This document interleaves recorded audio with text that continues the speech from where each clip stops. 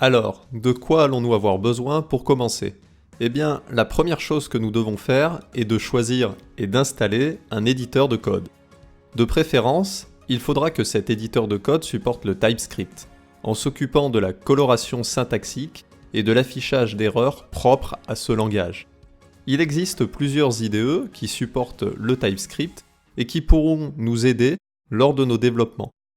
Donc actuellement, je suis sur la page de la documentation officielle de TypeScript, et si vous descendez un petit peu sur cette page, eh bien vous verrez ici que plusieurs IDE nous sont proposés.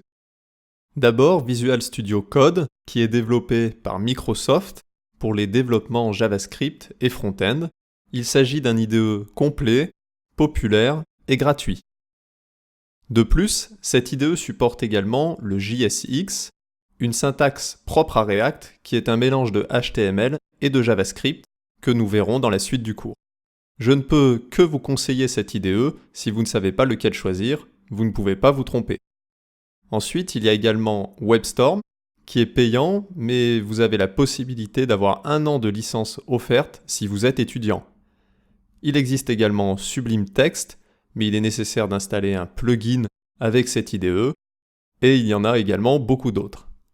Retenez que ces outils nous simplifient la vie, mais qu'ils ne sont pas indispensables.